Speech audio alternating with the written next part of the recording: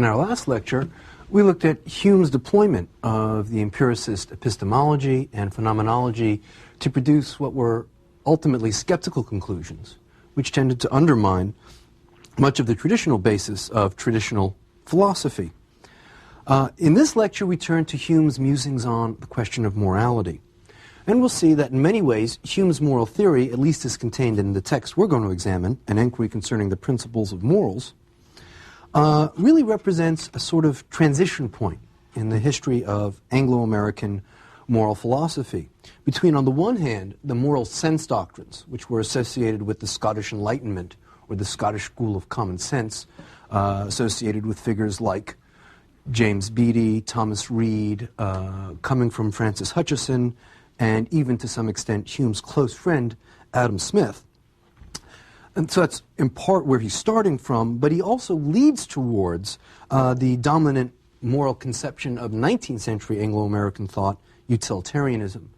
And in fact, both Mills and particularly Jeremy Bentham drew their inspiration for the construction of utilitarianism from David Hume. Well, what I want to do in this lecture is look at really three different issues.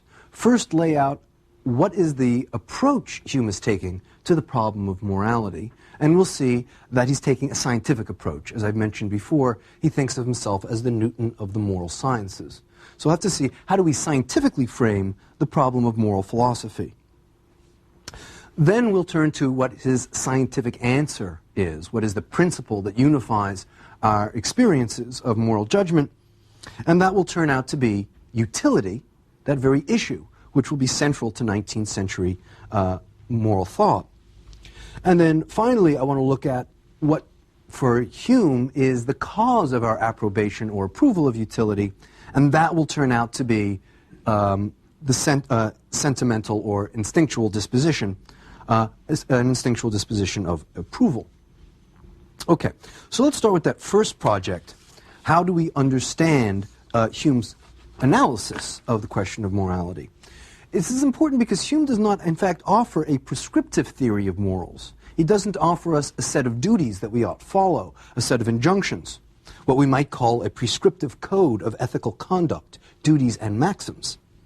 Instead, he offers a scientific theory of morality, a theory about how morality ever came about, which is to say, Hume treats morality as an already existent realm of human judgment, one that does not need a foundation, and instead asks, how did we ever come to make moral judgments?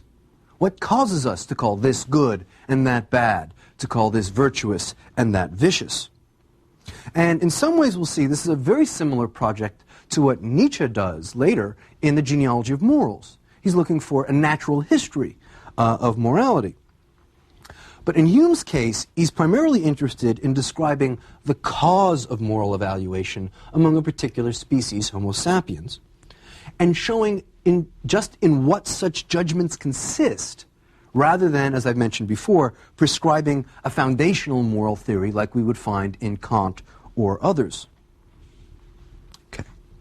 Well, we'll find that Hume argues that our moral judgments really find their origin in sentiment, a sentiment of approbation, which is for Hume a passion.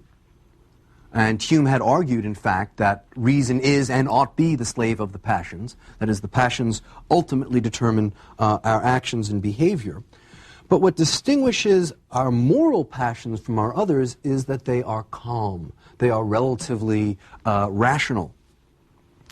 In the case of right action, we feel a calm sentiment of approval when we see it. When we see something vicious, we feel a calm sentiment of disapproval, right? We see someone giving charity to a homeless person, and we feel not a violent passion, but a calm sense of approval for that act. We see someone else stealing from a charity cup, and we feel, again, not a violent passion, but a calm passion of disapproval. This is critical because prior to Hume, most ethical theorists had argued that moral doctrines were based on abstract reasoning or rational deliberation. And Hume is going to argue, again, just as he had in his epistemology, for the importance of passion and instinct informing the most important parts of our life, both private and public. Okay, so how is he going to establish this claim? Well, he notes, again, on the basis of his observations, that all of our moral judgments are constantly conjoined with that sentiment of approbation or approval. That we never judge something right or wrong without feeling that calm passion. And we know that such constant conjunctions from the previous lecture are always the sign of causality. So that gives him reason to believe that it is, in fact, our experience of a sentiment of approval or disapproval that actually causes us to judge something right or wrong, vicious or virtuous. And in fact, he has some very powerful arguments to suggest that it couldn't be rational deliberation that forms the basis of our moral judgment of right and wrong, virtuous and vicious. Take, for example, the same cases we looked at in the last lecture. Children are capable of knowing that sharing is right and selfishness is wrong.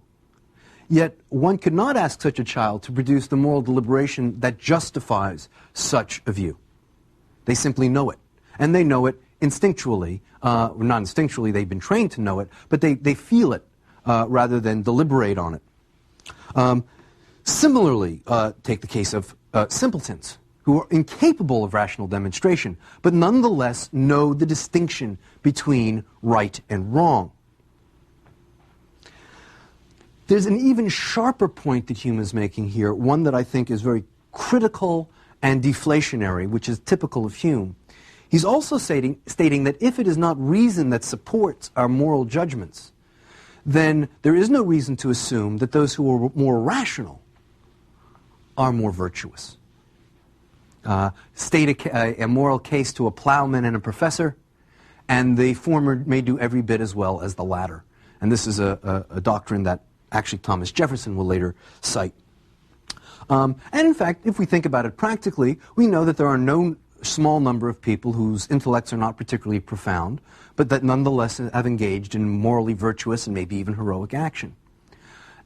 At the same time, we can also note no shortage of remarkable geniuses who achieved great evil in the world. One thinks of a Stalin and of a Hitler, but one might also think of a Julius Caesar or any other tyrant who had remarkable abilities, incredible intellectual insight, but was nonetheless not particularly virtuous. So for all of those reasons, we must reject the traditional view that morality is based on rational deliberation. All right. So given that the cause of our moral judgments is a sentiment of approval or disapproval, depending on the case, the critical question for Hume is, what makes us approve of some actions and disapprove of others? Right? Why do we say some things are good and some things are bad? Why are the sentiments of approbation excited by some acts and their inverse feelings excited by others? Well, Hume attempts to answer this question, again, scientifically, empirically. And he's going to do this by examining various virtues which are universally acknowledged. Certain sorts of moral rectitude that everyone agrees with. And he'll search for the common element that might prompt our instinctual or sentimental approbation, and we'll find that, in fact, this common element is, I've mentioned it before, utility. Well, let's start with the virtue of benevolence. Everyone agrees that benevolence is a virtue. It turns out that its most distinctive characteristic is that it tends to promote the public good, or utility, usefulness for the largest number. What causes us to respond to acts of benevolence with the sentiment of approval is the perception that such acts conduce to the utility of the community. We see someone give a homeless person alms. We say, that's not only good for the homeless person, that's good for society in general. And therefore we approve. We see someone else undermining electoral procedures. We say that's not only bad for the person that will lose office, that's bad for society as a whole. And therefore we see that it's that inutility, and we feel a sentiment of disapproval. And this is critical for Hume, because for Hume the only basis, in fact, of our sentimental approval of the virtue of benevolence is, again, its utility. If being benevolent would prove to be harmful for society, we would disapprove of it. And we can think of such cases. Right? If you give money to a alcoholic so that they can buy more alcohol, that's not actually useful for society, and in that case, we don't approve of the act. All right, so that's benevolence. Let's turn to the next moral virtue, justice. And Hume wants to argue that the only basis of our sentimental approval of the virtue of justice is its obvious utility for society, particularly in two issues: mediating property disputes and enforcing public safety. So how is he going to establish this? That it is in fact utility, and almost exclusive utility, that supports our virtue of justice. We're going to do it by looking at counterexamples. Situations where if we change social circumstances, justice might no longer be useful and therefore would cease to be a virtue. So let's consider this case. Imagine a society of superabundance, where there is more than enough of everything for everyone. An almost Edenic state, if you will. In such a case, would there be any need for justice, particularly as regards property? If you were to take my watch, and there were no shortage of watches, why would I demand that it be returned to me when I can just as easily take another one that's just as good? Indeed, I would more likely than not welcome you to take it. In such a case, justice serves no purpose, it has no utility, and therefore ceases to be a virtue for us. In such a case, he argues, justice would not exist. Now this may sound very far-fetched, but if you think about the account of Genesis and the state of Eden, of paradise, it was a place where justice did not exist, precisely because there was such superabundance. God did not have to reveal the moral law of the Decalogue. Take another case. Imagine a society of selfless persons, of true humanistic saints, where everyone cared for others as much as for themselves. Then again, there would be no need for justice, right?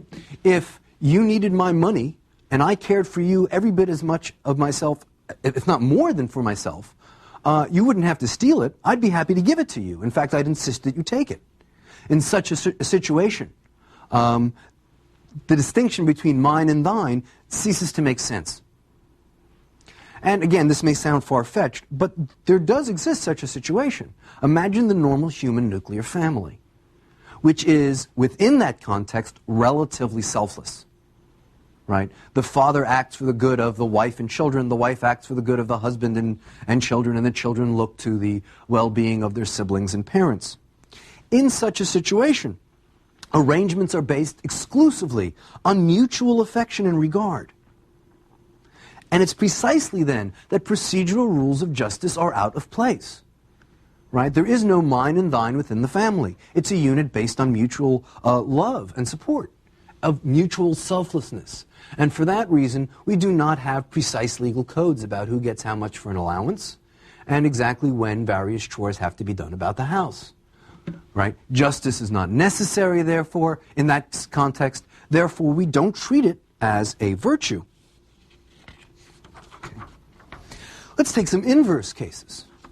Suppose a society of super scarcity, where no matter how hard you worked, and no matter how frugal you were, you could never procure the means of livelihood. So none of the normal procedures for supplying you and your family with the necessaries of life would ever work. In such a case, he argues, justice again would be useless. It wouldn't promote the good for the greatest number. And therefore, we would expect its operation to be suspended.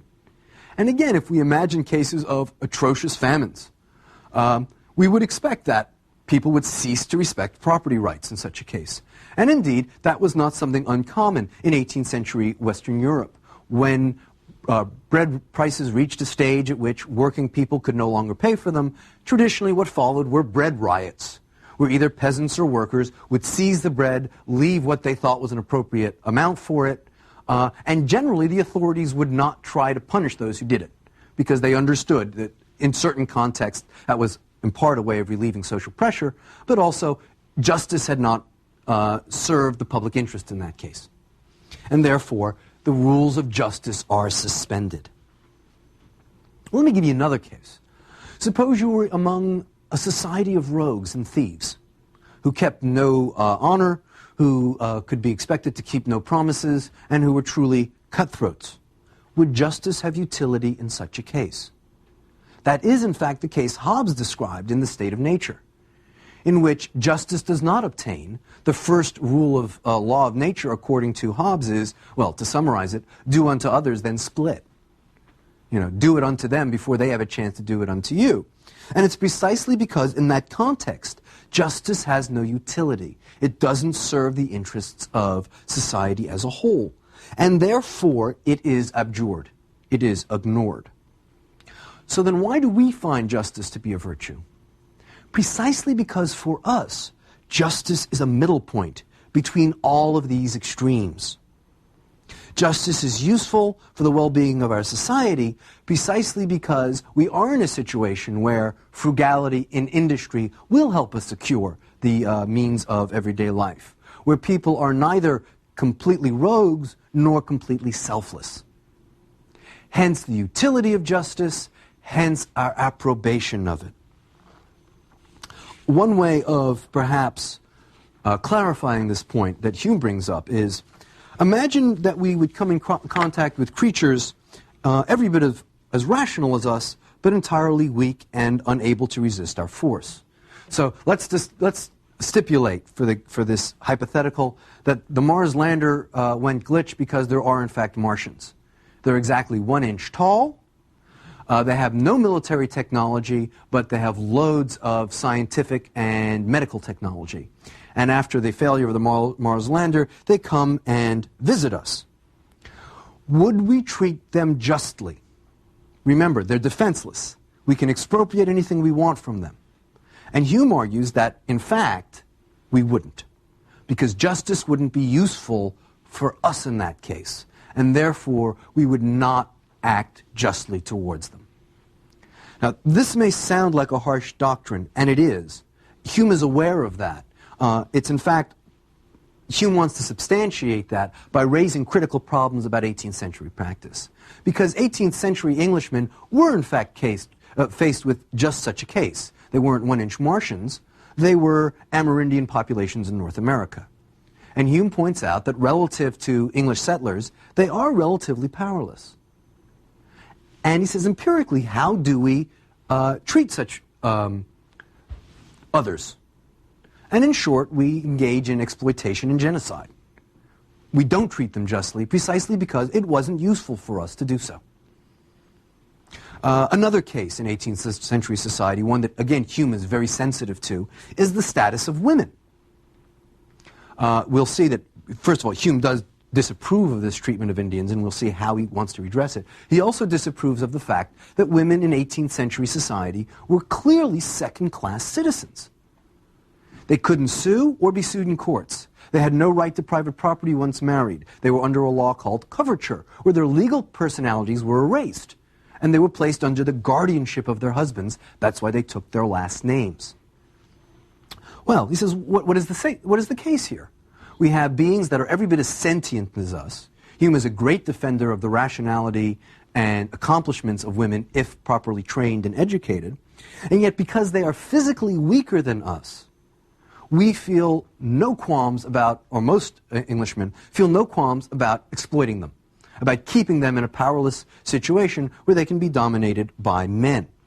And then, why is that? Because men see no utility in extending justice towards women, and therefore they don't feel that sentiment of approval or disapproval. Well, that sort of argues for a very limited sense of our moral awareness and understanding. Where do we get moral progress? How do we learn to treat Amerindians and women better? And the key there is moral education. Moral education consists in learning to think about others as ourselves. Learning to think of them as, rather than different, as similar. And that allows us to expand our moral sentiments over a larger community. So once we stop thinking of women as some inferior and second class of humanity, but in fact as humans who are just have a different reproductive role, then we must extend justice towards them. In the case of Indians, it means recognizing that they are, in fact, Homo sapiens sapiens, potentially rational beings, who should, in fact, be members of our society and deserve the protection of our justice. Okay. Let's turn to another case, the political virtues, the virtues associated with government and political society. And again, Hume wants to argue that those institutions have their sole basis in utility. Imagine a society where people were naturally just and naturally followed the rules of justice with regard to property and personal safety. In such a situation, he argues, there would be no government because it would not be useful. Right? Such an Edenic situation would in fact be a sort of paradisal anarchy. Take another case, the so-called laws of nations that emerge between countries. Hume argues that they only arise after economic intercourse, after the rise of commerce between these nations. And that is because it's only once they trade with each other that they have a motive to be just to one another. Right? Because it's only then that it is useful to both parties to be just. Well, this is important for Hume because he says if such countries were to go to war, we would expect that they would suspend the laws of nations. Why? Not because they're amoral, but because they're no longer useful and therefore no longer excite that sentiment of approbation. And that is in fact the case. Right? The great Anglo-French wars following the French Revolution, both sides violated the rights of neutral shipping, precisely because during that state of war, those laws or rights were not useful to them. And the same thing recurred, obviously, during the First and Second World Wars. Principles that people had acknowledged during peacetime, the right to ship and the free trade on the open seas, once they are no longer useful during war, become suspended. Okay. Now we turn to our last question. Why does utility excite our sentiment of approval? And for Hume, it's an inherent psychological or instinctual disposition on our part. Utility and virtuous action for Hume have a natural beauty that moves us like a calm passion. We experience, we see someone engage in a virtuous act, we instinctually recognize that it conduces to the utility of the most, and that produces in us a sort of aesthetic experience which is pleasurable. And this is critical for Hume because the aestheticization of ethics results in the doctrine that moral behavior is a pleasurable part of the cultivated and good life, and that virtue is in fact its own reward. As he states, but what philosophical truths can be more advantageous to society than those here delivered, which make virtue in all her genuine and most engaging charms and make us approach her with ease, familiarity, and affection? And there's a deep point Hume is making here. In traditional moral philosophy, virtue had been about self-sacrifice. It had been about overcoming one's nature and acting in opposition to it. And it was, in fact, a demand for a certain sort of moral stoicism. And therefore, virtue was a sort of unpleasant task that one had to do to fulfill one's duty. And we'll see that that very doctrine will be replicated in Kant. But Hume is a secular child of the Enlightenment who wants to argue, as all enlightened figures do, that at some level, pleasure is the key to the good life. Right? Utilitarianism is, after all, a sort of social Epicureanism. It's the most pleasure for the most people. And that's the spirit that Hume wants to represent to us. Once we see morality as a result not of duty or sacrifice of self-interest to the larger good, but instead as a cultivation of a sort of natural beauty on our part, then it ceases to be a painful task, but in fact becomes a pleasurable one. The dismal dress falls off, with which many divines and some philosophers have covered her. and nothing appears but gentleness, humanity, beneficence, affability, nay, even at proper intervals, play, frolic, and gaiety. She talks not of useless austerities and rigors, suffering and self-denial, this being morality. She declares that her sole purpose is to make her votaries and all mankind during every instant of their existence, if possible, cheerful and happy. Nor does she ever willingly part with any pleasure, but in hopes of ample compensation in some other period of their lives. The sole trouble which she demands is that of just calculation. Learn what really does conduce to the utility, to the pleasure of the greatest number. And if any austere pretenders approach her, enemies to joy and pleasure, she either rejects them as hypocrites and deceivers, or if she admit them in her train, they are ranked, however, among the least favored of her votaries. So virtue is not the result of either, on the one hand, the sort of narrow self-interest associated with egocentrism, or of the self-sacrifice associated with virtue and duty. It is, in fact, the result of a well-rounded and pleasant life, of a fully cultivated life. Which brings us to the final point that I think we need to examine.